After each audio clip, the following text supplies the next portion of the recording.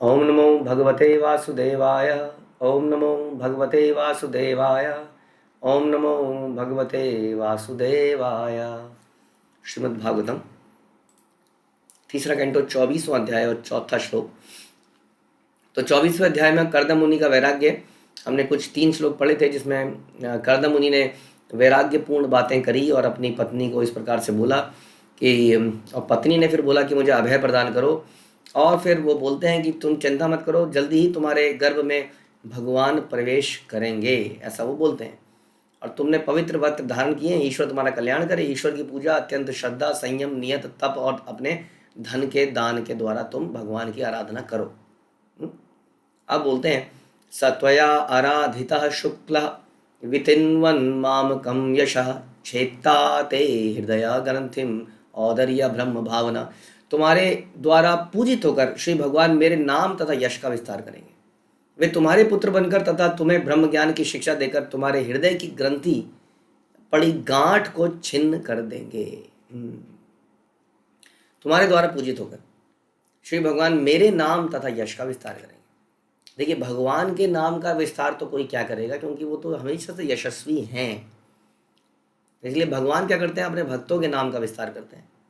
जैसा कि अर्जुन के नाम का विस्तार किया, भगवान अर्जुन को 11वें अध्याय में दिखा देते हैं कि इन सबको मैंने ऑलरेडी मार दिया है, तुम क्या गांडीव उठाओगे अपना।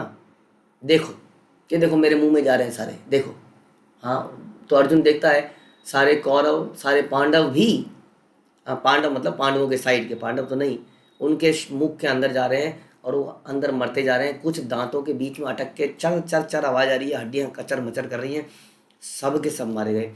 फिर भी भगवान अर्जुन को ये सहरा पहनाना चाहते हैं कि तुम हो विजेता, तुमने इन सब का वध किया है, तुम हो गांडीवधारी, तुमने इन सबको मारा है।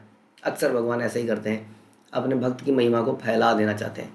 भगवान चैतन्य महाप्रभु संसार में आए, हाँ, उन्होंने अपना यश का जो विस्तार किया या उन्होंने जो हरिनाम का प्रचार किया वो केवल कुछ जगहों में किया भारतवर्ष में।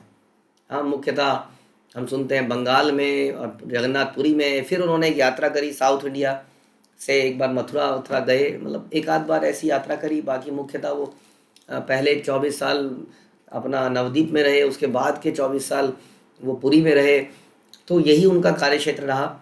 हाँ, वो स्वयं भगवान थे, हरिनाम का प्रचार होना था, वो स्वयं ही इसके फ्लैग बियरर बन सकते थे, लेकिन उन्होंने श्रीला प्रभुपाद को ये सहरा पहनाना था और श्रीला प्रभुपाद ने इसको फिर पूरे संसार में इसका परचम फैला दिया।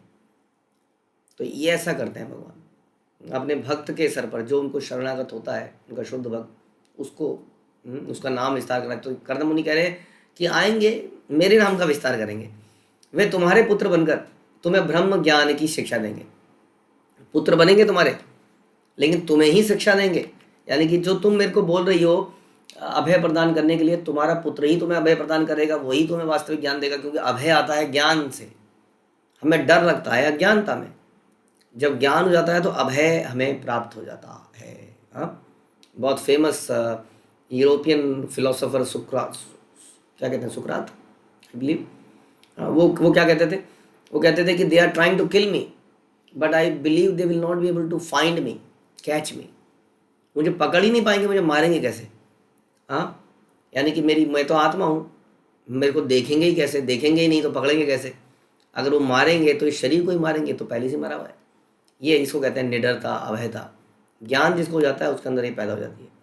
हाँ, जो समझता है कि जीवन का मूल्य क्या है, जीवन वास्तविकता में क्या है, मैं कौन हूँ, तो उसके अंदर अभयता आती है। तो ये अभयता कौन प्रदान करेगा? ये तुम्हारा पुत्र कपिल के रूप में जो भगवान स्वयं आएंगे, वो तुम्हारे हृदय की गांठ को काट देंगे। ये गांठ क्या है? ये है अटैचमेंट्स, हमारी अटैचमेंट्स जो है संसार से, जिसके कारण हमें सब कुछ गलत दिखने लगता है। यहाँ भी गलत हो रहा है, यहाँ जब हमारे साथ कुछ गलत हुआ या आप मेरों के साथ कुछ गलत हुआ, तब हमें लगता है ये भी गलत है, ये भी गलत है, ये भी गलत है। इसको कहते हैं हृदय ग्रंथि। इसको भगवान काटेंगे और हमारी आंखें खोल देंगे, मैं क्या कर रहा हूँ, मैं क्या कर रही हूँ। प्रभुपाद कह रहे हैं, जब भगवान आध्यात्मिक ज्ञान का प्रसार करने के लिए आते हैं तो वे सामान्य रूप से किसी भक्त की सेवा से प्रसन्न होकर उसके पुत्र के रूप में अवतरित होते हैं। पूर्ण पुरुषोत्तम भगवान सबके पिता हैं, उनका कोई पिता है नहीं, क्योंकि वही उनका जो पिता होगा फिर वो भगवान हो जाएगा ना। लेकिन फिर भी अपने भक्त से प्रसन्न होकर वो भक्त का पुत्र बन के आ जाते हैं संसार में। ऐसे हैं भगवान। यहाँ पर कहा गया है कि आध्यात्मिक ज्ञान से हृदय की ग्रंथि का छेदन हो जाता है। पदार्थ तथा आत्मा मिथ्या अहंकार की ग्रंथि से जुड़े हैं। पदार्थ तथा आत्मा को एक करके मानना ही ग्रंथि है, यानी कि ये मानना कि आत्मा ही मैं हूँ, मैं ही आत्मा हूँ, मैं ही ये शरीर हूँ, सब एक ही है, अलग अलग नहीं है। इसलिए मुझे इस शरीर को ही स्वस्थ करना है, इस शरीर को ही संतुष्ट करना है, इस शरीर के बियॉन्ड कुछ भी नहीं है। ये क्या है? यही अज्ञानता है, इसको बता रहे हैं। और यही ग्रंथि है, हृदय की ग्रंथि है। एक मानना यही ग्रंथि है, और ये समस्त बद्ध जीवों में है। बड़ा मुश्किल है इसको काटना। जो जो विषयी जीवन के प्रति आसक्ति उत्पन्न होती है, त्यों त्यों यह ग्रंथि कसती जाती है। जैसे जैसे हम जिंदगी को, लाइफ को एंजॉय करने के लिए जिएंगे, मज़ा करने के लिए जिएंगे, मज़ा करते हैं, चलो कुछ मज़ा करें, उतनी ये ग्रंथि कसती जाएगी, क्योंकि हमें लगेगा ऐसा करने से मज़ा होता है। जबकि हम जब शास्त्र पढ़ते हैं तो हमें समझ में आता है इस संसार में मज़ा नहीं है, मज़ा कहीं और है वास्तव में। तो जितना विरक्ति संसार से होगी, तब वास्तविक ये ग्रंथि कटेगी। हमने कुछ किया, मज़ा आ गया, हमने फिर किया, मज़ा आया, हमने फिर किया, तो उसमें हम पड़ गए और फंस गए, और ग्रंथि मजबूत हो गई। हमारे अंदर एक फर्म बिलीफ आ गया कि मैं इस संसार में मज़ा कर सकता हूँ, और यही सबसे बड़ी समस्या है। तो एक ग्रंथि कसती जाती है। भगवान ऋषभदेव ने अपने पुत्रों को समझाया था कि भौतिक जगत स्त्री तथा पुरुष के मध्य आकर्षण के कारण होता है। एक स्त्री पुरुष से आकर्षण होती है, आकर्षित होती है, फिर वो जो भी करते हैं, बच्चे आते हैं, बच्चों की जिम्मेदारी बढ़ती है, फिर घर बनाना पड़ता है, उनके तो बहुत कमाना पड़ता है, उनकी पढ़ाई का करना पड़ता है, उनकी शादी ब्याह का करना पड़ता है, फिर उनके वहाँ पर भी शादी के बाद दो स्त्री पुरुष आपस में अट्रैक्टेड होते हैं, फिर उनकी संतान होती है, और पूरा जीवन इसी चक्कर में घूमता रहता है चारों तरफ। ये बता रहे हैं। तो ये आकर्षण हृदय में ग्रंथि का रूप धारण कर लेता है। उदाहरण के लिए धन, समाज, मित्रता तथा प्यार के पीछे दौड़ने वाले व्यक्तियों के लिए प्रेम की गांठ बड़ी मजबूत हो जाती है। ये हृदय ग्रंथि केवल ब्रह्म भावना से, अर्थात ऐसे उपदेश से जिससे आत्मा का ज्ञान मिलता है, परमात्मा का ज्ञान मिलता है, उसी से छिन्न भिन्न हो सकती है। यस, है ना। कई बार कोई आदमी बहुत दिखता है, बहुत ट्रॉमा में चला जाता है, रो रहा है, समझना ऐसा क्यों हो गया, ऐसा क्यों हो गया, उसको समझाया जा रहा है, नहीं समझना। कई बार उसको झंझोरा जाता है, सुनो मेरी बात, थप्पड़ मारना पड़ता है कई बार, तब वो होश में आता। ओह, तो ऐसा ही हाल है। कई बार इन प्रवचनों के माध्यम से आत्मा को झंझोरा जाता है। जैसे कि चित्रकेतु महाराज की आत्मा को झंझोरा गया, उनको सही बात समझाई गई। ब्रह्म ज्ञान चाहिए, नहीं चाहिए, क्या चाहिए? पुत्र चाहिए। अरे आत्मा का ज्ञान चाहिए, नहीं, क्या चाहिए? पुत्र चाहिए। परमात्मा का ज्ञान चाहिए, पुत्र चाहिए। अरे इस संसार से बाहर जाने का ज्ञान चाहिए, नहीं, पुत्र चाहिए, बस पुत्र चाहिए, बस पुत्र चाहिए। कहेंगे रोगे बाद में, कोई बात नहीं, रो लूंगा, पुत्र चाहिए। इतना उनका दिमाग ऐसा कैसे झंझारा है। हाँ, तो हम देखते हैं किस प्रकार से नारद मुनि और उनके संगियों ने किस प्रकार से उनको एक पुत्र दे दिया, और खुश हो गए, हाँ मिल गया, खुश हो गए। और बाद में उस पुत्र की मृत्यु हो गई। अब क्या करें? तब जाके उसको झंझोरा, और तब से उसको ध्यान में आया ये क्या हो गया, और फिर भी समझ नहीं आया। फिर उस मृत पुत्र ने, जो बच्चा मर चुका था, वही बच्चा उठा। हाँ, उसमें अंदर आत्मा फिर से आई, बोली क्या क्या रो रहे हो, क्या लगा रखा है?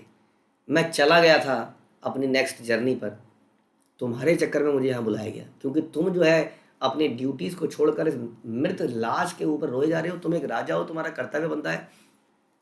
ऐसा बोलता है उनका पुत्र वापस आके। वो कहता है मैं ऑलरेडी जा चुका था अपने काम पे, आगे अगली शरीर में या जहाँ भी मुझे जाना था, तुम्हारे चक्कर में मुझे फिर से बुला लिया नारद मुनि ने, क्या कर रहे थे? और फिर उसको रियलाइज होता है ये क्या चक्कर है सारा। तो कई बार ऐसे आत्मा को झंझोरा जाता है। बुद्धिमान व्यक्ति वही है जो दूसरों की बातों से समझ जाए, जो इस प्रकार का विचार आने से, दूसरों के विचारों से, शास्त्रों में जो बताए गए उन कथाओं से समझे। यही बता रहे हैं। तो अपनी हृदय की ग्रंथि को काटे, समझे जीवन का कुछ उद्देश्य होना चाहिए। जीवन का उद्देश्य केवल यही नहीं हो सकता रोटी कपड़ा मकान, खाना पीना, सो जाना, eating meeting sleeping and defending. Kardam मुनि ने अपनी पत्नी देवती को उपदेश दिया कि भगवान उनके पुत्र के रूप में आएंगे और भौतिक स्वरूप की ग्रंथि को काटने के लिए आध्यात्मिक ज्ञान का प्रसार करेंगे। तो ये देवती को कर्दम मुनि ने बताया। तब मैत्रेय ऋषि क्या बोलते हैं? देवहूति अपि संदेशम गौरवेण प्रजापते सम्यक श्रद्धाय पुरुषम कूटस्थम अभजत गुरुम।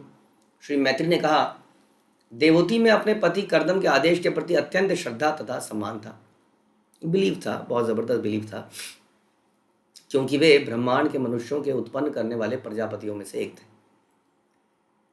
भगवान के बहुत बड़े भक्त थे, बहुत बड़े तपस्वी थे, जनरली जिस व्यक्ति का अपने इंद्रियों पे संयम होता है उस पर बिलीव करा जा सकता है।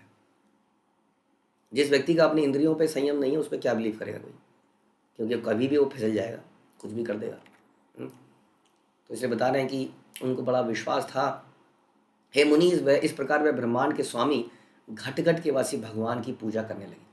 तो जैसा उनको बताया गया था कि तुम भगवान की पूजा पूरी श्रद्धा के साथ करो, वो शीघ्र ही तुम्हारे गर्भ में आने वाले हैं। तो उसने वैसा ही किया, भगवान की पूजा बड़े ही विश्वास के साथ उसने करी। यह भी कहा गया है कि प्रभुपाद कह रहे हैं कि ईश्वर सबों के हृदय में है, उसे ढूंढने की जरूरत नहीं है। कई लोग कहते हैं मनुष्य को क्या करना चाहिए, कुछ तो करना ही पड़ेगा ना। हाँ, जैसे हम कहते हैं कि पानी सब जगह है, अब एटमॉस्फेयर में फॉर एग्जांपल पानी भी नहीं तो आप समझ लीजिए कि जो रेडियो तरंगे हैं, जो टीवी चैनल्स के जो जितने भी चैनल्स हैं उसकी तरंगे सब फैल रही हैं, लेकिन हम देख तो नहीं पाते ना। कि किसी कोई मूवी देख पाता है आसमान में देख के, टीवी चलाता है या कंप्यूटर या टीवी चलाता है, उसके सिग्नल को मैच करता है, कुछ एंटीना लगाता है, फ्रीक्वेंसी मैच होती है। जब फ्रीक्वेंसी मैच हो जाती है तो हमें दिखने लगता है। हाँ, तो इवन इफ भगवान हर जगह हैं, हमें एक फ्रीक्वेंसी मैच करने की आवश्यकता है। उसके लिए हमें गुरु के पास जाना पड़ता है जो बताते हैं कि इतने में गीगाहर्ट्ज़ पे यहाँ पर ऐसे सिग्नल लगाओ। तो क्या करना चाहिए कि उसे गुरु के पास जाना चाहिए, उपदेश सुनना चाहिए, इससे सारे प्रयास सफल होंगे। यह भी स्पष्ट है कि पूर्ण पुरुषोत्तम भगवान सामान्य बालक की तरह प्रकट नहीं होते। ये समझना पड़ेगा कि भगवान जब आते हैं तो प्रकट होते हैं, वो सामान्य बालक की तरह नहीं होते। एक बालक जब पैदा होता है संसार में, उसको कुछ नहीं पता होता कि वो कौन है, कहाँ से आया है। वो है ना, बिस्तरे में ही सुसुपोटी करता है। हम लोग कर सकते हैं सुसुपोटी बिस्तरे में। वो इतना अज्ञान में है, उसको वो जानता ही नहीं है कि व्हाट इज मल, क्या चीज़ है। हाँ, वो पूरी तरह मल को लेट लेगा, मल को हाथ लगा के खा भी जाएगा। इतने अज्ञान में एक साधारण बालक आता है, लेकिन भगवान ऐसे नहीं आते हैं।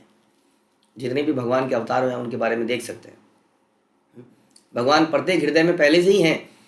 अतः यदि भगवान किसी के भक्त के शरीर में आते हैं तो इसका अर्थ यह नहीं लगाना चाहिए कि अमुक स्त्री उसकी माता बन गई या वो व्यक्ति उसका पिता बन गया।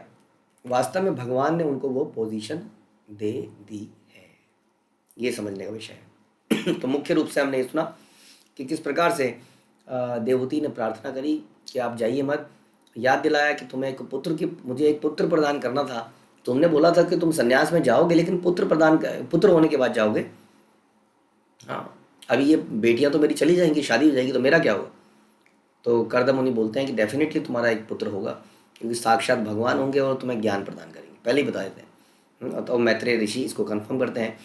और इसके बाद अब जो है अगले प्रसंग में हम सुनेंगे किस प्रकार भगवान कपिल स्वयं अवतरित होते हैं, और अवतरित होने के बाद वो किस प्रकार से क्या क्या लीलाएं करते हैं, अद्भुत लीलाएं। कपिल मुनि की शिक्षाएं बहुत ही अद्भुत हैं, साक्षात भगवान अपनी माता को देते हैं ये शिक्षाएं। और देवहूति भी, जो कि बहुत बड़े महल में, आपने सुना था एक बहुत बड़ा महल था, इतने सारे नौकर चाकर थे, वो किस तरह का जीवन जीती है, इसको आगे सुनते हैं। अपने पुत्र से ज्ञान लेने के बाद वो कैसा जीवन जीती है। तो हमारे पास भी जीवन में खाना पीना बहुत सारी ऑपुलेंसेस हो सकती हैं, लेकिन वास्तव में हमें उस क्या करना चाहिए, उस ऑपुलेंस का यूज़ क्या करना चाहिए। यदि हमें भगवान ने दिया है तो डज इट मीन कि हमें उसको एंजॉय करने के लिए दिया है। हाँ, ये सारी चीज़ें हम समझेंगे कपिल मुनि के देवहूति के संवाद।